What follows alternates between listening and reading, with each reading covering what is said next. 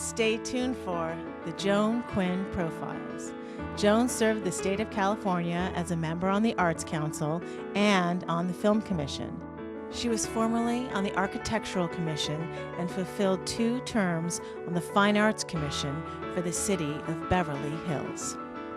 As an editor for Andy Warhol's Interview magazine, Condé Nast Publications, and the Hearst Corporation, Joan covered the world of fashion, the mysteries of food, the excitement of theater, and the international art scene. She continues to find people who are on the cutting edge of their professions.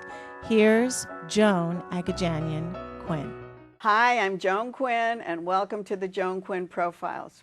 We're taping here at the Hollywood Museum on Highland Avenue, and this is the historic and wonderful Max Factor building where all the stars used to come and get their makeup done. Our guests today are photographer Ave Pildas and actress Megan Dolan. Educator, photographer Ave Pildas was born and raised in Cincinnati, Ohio. He studied at the Gewerbe School in Basel, Switzerland, and is a professor emeritus at Otis College of Design. Ave's photos have been exhibited in major museums around the world and are held in public and private important collections. So you studied design in Switzerland, right? Yes. How did you get there and why? Well, I had a really good education, so I started at a museum school in Cincinnati, Ohio. And then I studied architecture at the University of Cincinnati, although I didn't graduate as an architect. I went to work in Pittsburgh for a design company and did a lot of work for, at that time in the 60s, for large corporations. Then, not being satisfied with that, I went to graduate school in Switzerland. Oh, so you went after all those other, but architecture really plays into what you do. Yes, that's true. And was that the influence? That was an influence, and I became an architectural photographer here in California, and love architecture, but also Hollywood was also a kind of a rebirth for me as a street photographer. Oh, it was? Yes.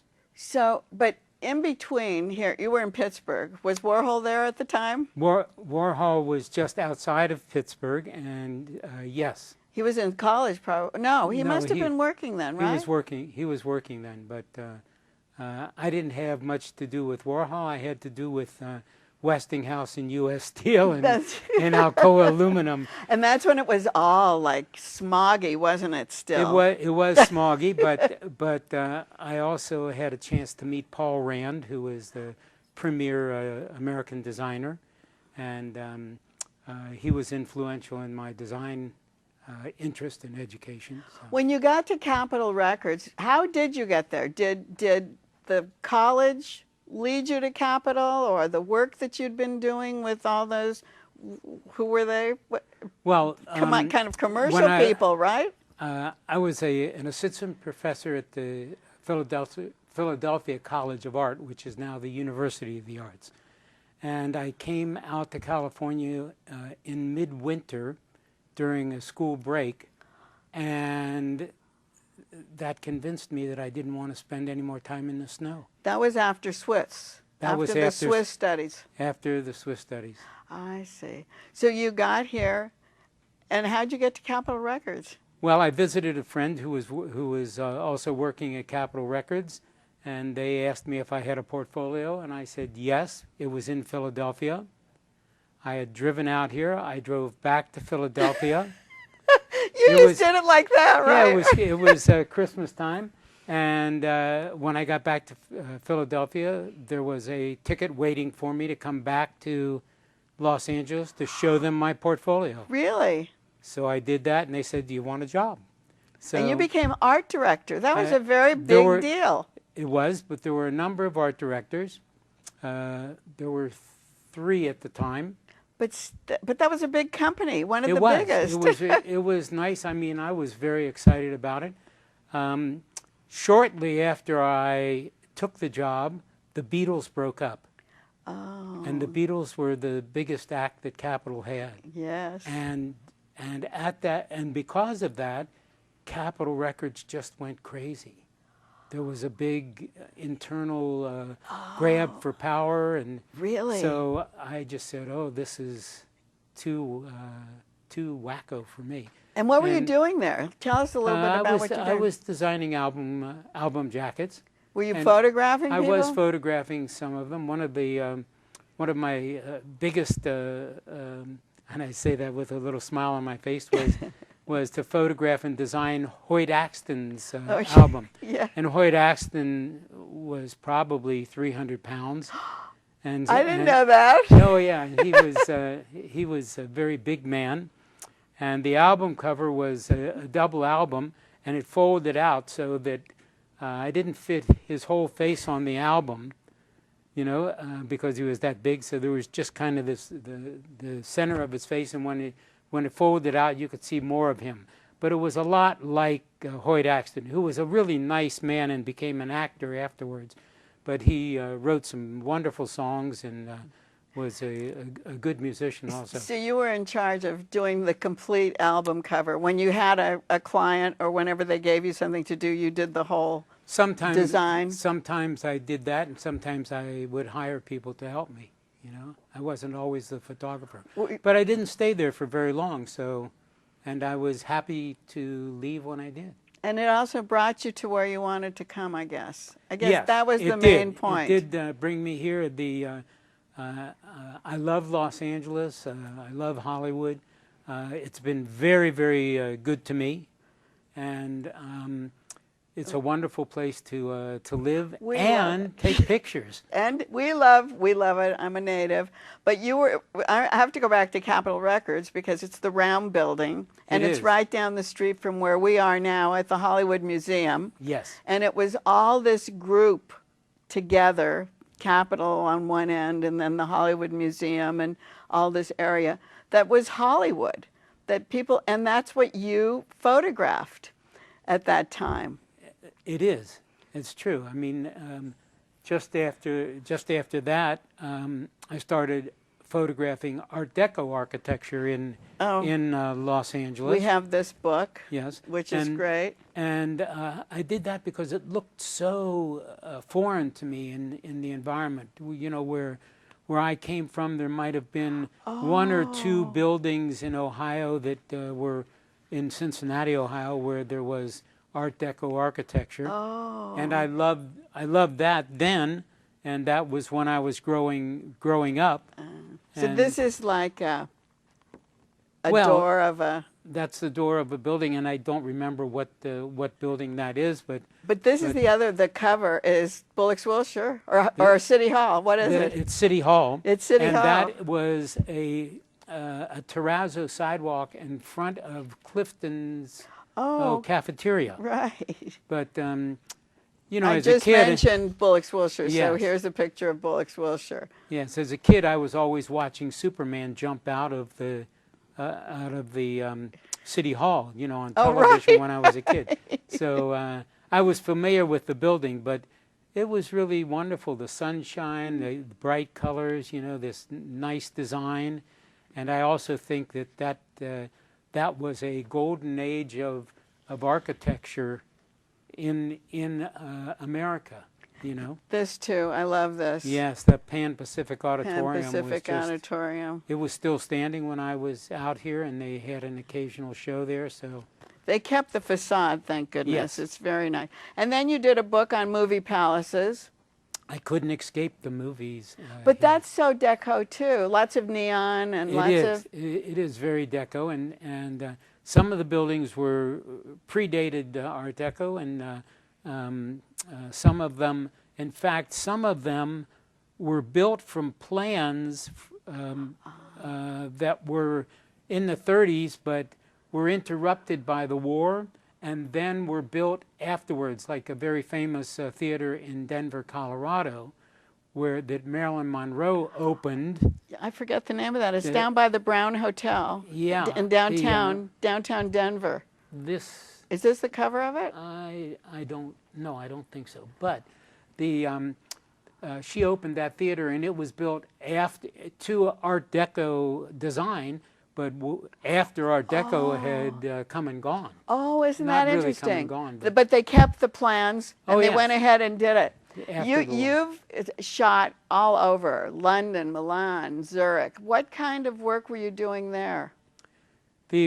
Well, I did do a lot of architecture and worked for magazines for a while, but I love to travel, and I like to interact with people, so I shoot a lot on the street. And even in those cities, it's even like in those cities, not the landscapes, more of the peoplescapes. You know, I just was never a landscape photographer. You know, I like Because cities. those cities are so different, really, when you think about Milan and London and Zurich, all different. But the people are always what you look at. Yes, I do look at the people. Initially, when I started traveling, it was because I was going to school in Switzerland, and I was taking pictures even then every time there was a vacation, a school vacation. Oh. And I had bought a Volkswagen Cambi. Was it a Yeah, it was a Volkswagen bus. It was a camper, right? But which a lot of people did in the '60s, and I was able to travel. In fact, I drove from Tangier to Istanbul once, Woo. and I drove from Switzerland to Finland through Russia during the Cold War once. Fantastic. And you're taking pictures all the time? I was taking pictures. Mostly then I was taking pictures of like travel photography. Not as much people. Oh, I see. So So you have a people came real a little body. later. I mean, your body of work encompasses a lot of different things. One thing I wanted to talk about is this series that you did called Paper Movies.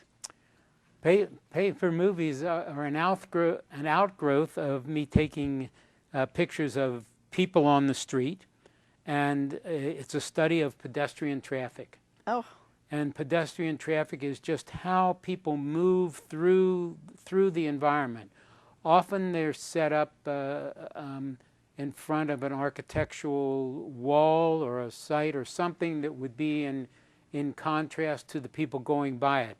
But also, I've done it in museums, like the Museum of Modern Art, on escalators and staircases. Those are. So are they double exposures or just They're not people? double exposures. They're generally from, I would say, 4 to 36 pictures that tell a story. So they're in a row. So I got it. So you move, the viewer moves through the pictures. That's the movie. That's yes, the movie. That's the movie. And before we go, we have so much to talk about, but because of your Hollywood series and because it's so right where we are at the Hollywood Museum, tell us a little bit about a couple of these, because you shot these in what year?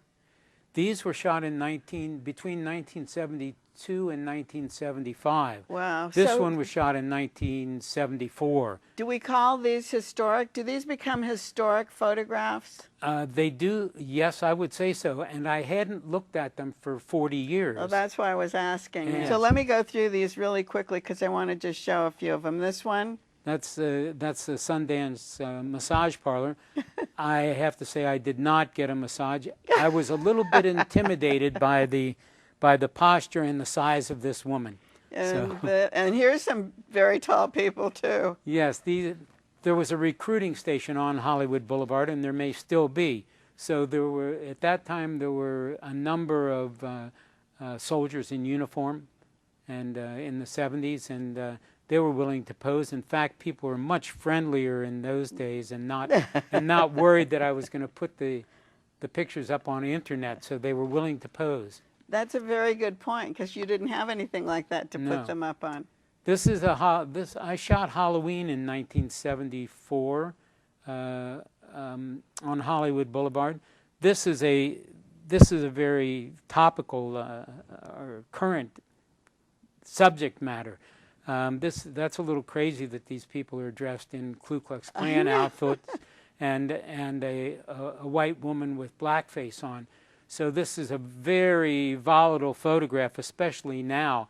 So I think that this is just part of our history and culture, unfortunately. And this last one? This one, it was also from Halloween night, and this woman in costume was certainly willing to not be in costume. That was the thing. These things that you're talking about from the 70s are so different from the West Hollywood, you know, Halloween parties or Halloween costuming that they do. And all these will be at Lace. All of those will be at Lace. And we thank you so much for being with us. It was a pleasure to be here. Thank you. And don't go away, because Megan Dolan will be back on the second part of this show.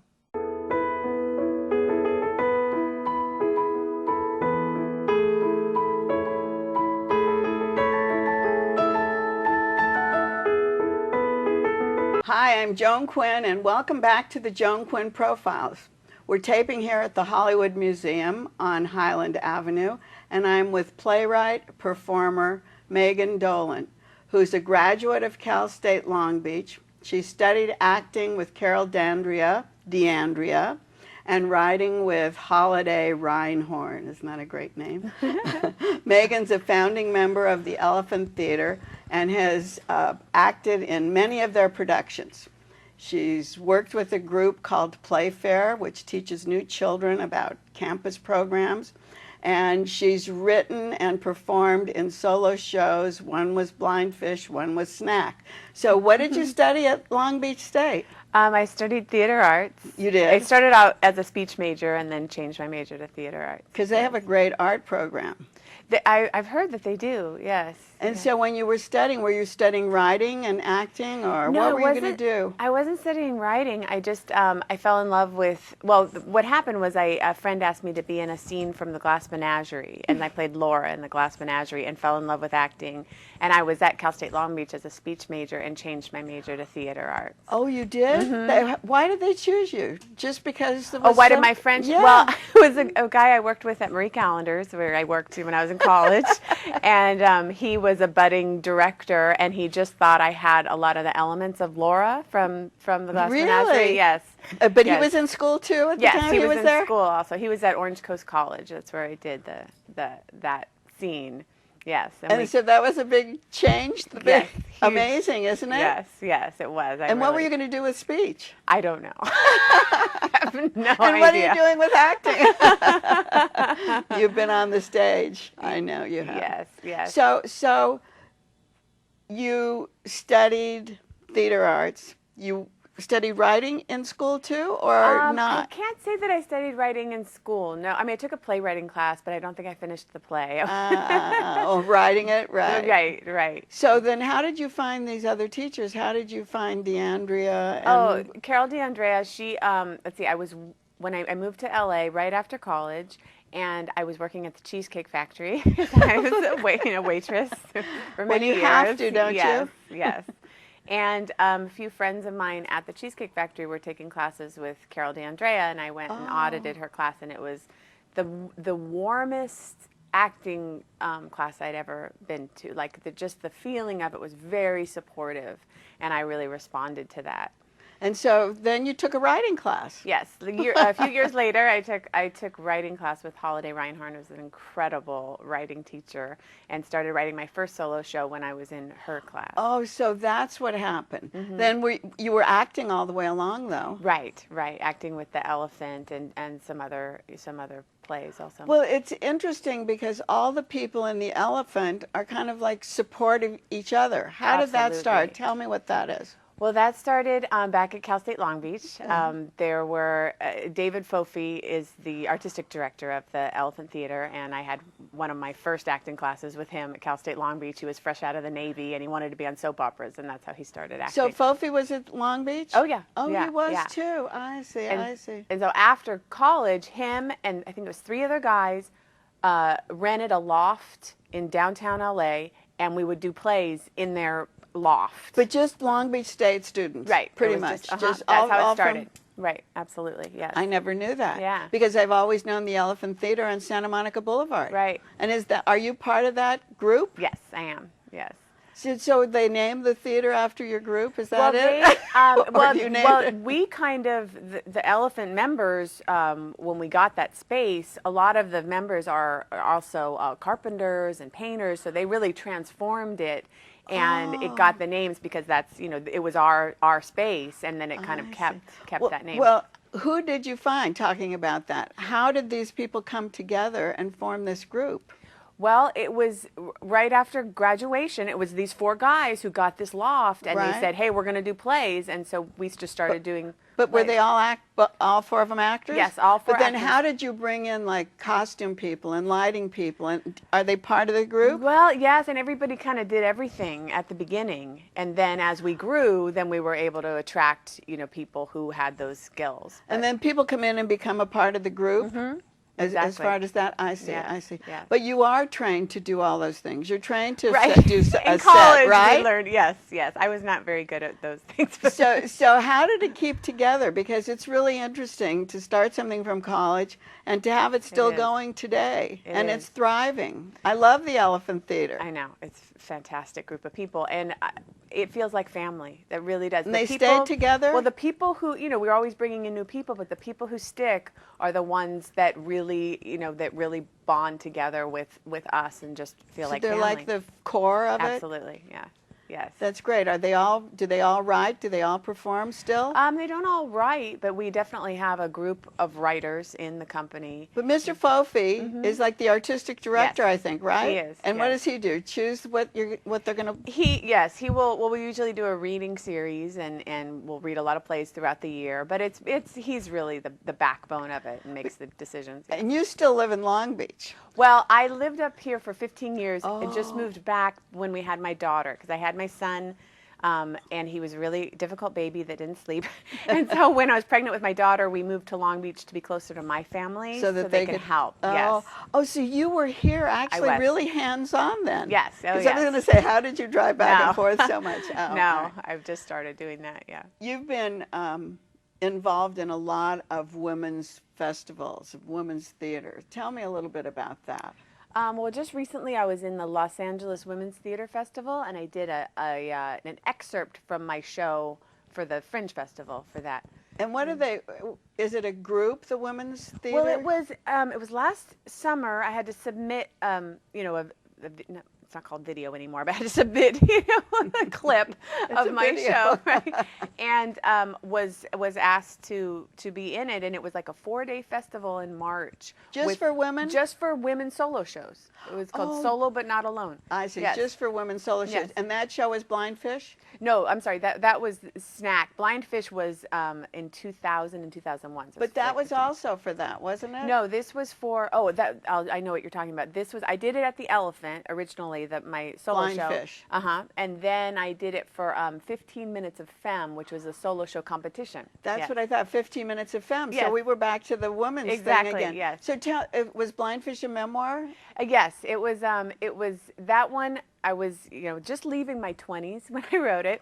Right, and it what was, you know. Yes, exactly. And it was about the rise and fall of a big relationship, a big heartbreak that I was really struggling to get over it. But it was written in rhyme, and people called it kind of a combination of Dr. Seuss and Shakespeare. 'Cause, Really? yes, it was all very rhythmic and very... And you did it alone on did. stage? Mhm. So how did you do it? How did you move around? How did you choreograph something like that? Because rhyming, just sitting there. Well, it was told in rhyme, but it was very much an active piece. It wasn't just, a poetry reading or anything. It was very alive, and I had a director who I was helped. going to say, who was the director? Tom Stanzik, is a wonderful Elephant member. Also an Yes. Elephant member. Mhm. And what was the story? Well, the story was, that's a great question. It's been a long time since I thought about it. But it was kind of like, it was told in vignettes. And like one of them, like my ex-boyfriend in my 20s, who was just my big, love of my life. He was very into the NBA. So one of them was about how much he loved. I knew all the players that he loved I see. because I felt like he loved them more than me, kind of thing. And then like I had one part where, because they loved the movie Goodfellas, him and his buddies, and so I would compare myself to Spider and Goodfellas, and like how I'm always trying to get his attention but could never. Great it was, writing. Yes, thank you. But It was- also in rhyme. Yes, it was all in Fantastic. rhyme. Yes, yes. Well, I think that's so great. It must have been so interesting. Bring it back. I know. Bring it back. What about Snack? Snack. Now came that's out- the one. That's the solo. current one. Yes, that's my current solo show. That came out of, well, you know, I moved to Long Beach. I had my daughter. I had a 4-year-old son and a 2-year-old daughter, and I just felt like, okay, I'll just do crafts with my kids as my artistic expression. Right. But I started going to these storytelling nights at the Elephant and got inspired, and so I started writing for 10 minutes a day after the kids went to bed, because that's all the time that I had, and just pieced together this material. And one of the storytelling nights I was doing was, the theme was hunger.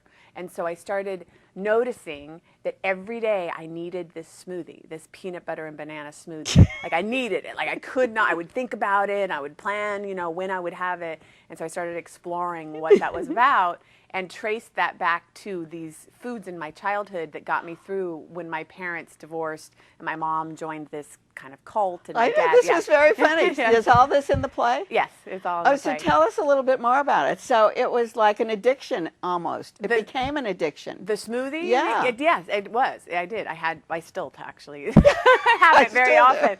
Yes, it did. It kind of was this soothing thing for me, because some of the days with the kids are very long, and But then you like are thinking about it till you get it, Well, and then put the kids to bed.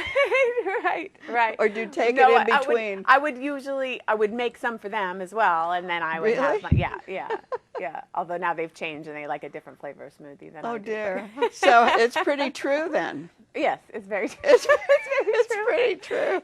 It is. I mean, it's in, you know, it's heightened for dramatic effect in some ways. But How no. long is the one person play? It's about 55 minutes. Yeah. And what do you wear? What kind of costuming? I wear my uniform as a mom. I wear yoga pants and like a nice kind of loose fitting shirt. Tell us about Playfair, because I think that's a pretty interesting thing. It's almost like Very. giving back to the community, isn't it? Well, in a way, what it is the first day the students are on campus at their new college, right? They've come from wherever they lived, and they're all nervous. And Playfair is a 90-minute icebreaker where you lead these new students through all these different icebreakers to get to know each other. How do they come to you? Well, I fly to the schools. I fly you around do? the country, yes, and go to the different colleges. And so they have it, you know, a lot of them have been doing them for years and years and years, and so they So kind it's of know a the setup. long lit. I mean, Playfair is a long. Oh, it's been around. program? Yes. Well, it's a 90-minute program, and it's But I mean, it's been here for years. It's been Long-standing. Matt Weinstein he just came to my show last night. Actually, he started it I think in the 70s. Really? Yes, it's been around for over 40 And years. so how do the students 40 get years to you? this year. I'm sorry, it's Oh 40 my years gosh. this year. Yes. How do the students get to you? Well, they're in an orientation program at the school, and so the school has it all set up, and Playfair is one of the activities that they all come to. That's fantastic. It is. It's so rewarding. It's incredible. You see these kids walk in so nervous, and by the end of it, they've made friends, and they're feeling more comfortable, and they're. And are you up there alone? Yes. And what do you tell them, first of all? The first thing I say, I say, my name is Megan, this is Playfair, this is going to be the most incredible experience of your life, and then I have them, they start right away with, like, they walk around and they, like, well, they'll say, find someone with blue shoes, and you find someone with blue shoes, and then you introduce yourself, and then it, like, really quick so they don't have time to think. They just keep moving and keep moving, so they get to meet people without, feeling too But that's so good. Adults need to do that, too. I know, absolutely, yes. Okay, your next play. Playfair. Yeah. Playfair, the musical. Yeah. So Megan, your play Snack will be in the Fringe Festival. Yes. And we'll look for it to be at the Elephant Theater. I hope so. It would be wonderful. Thanks I hope for to get being an with extension. us. Thank you so much. It was so much fun. And keep writing to JAQUINN1 at AOL.com. See you next time.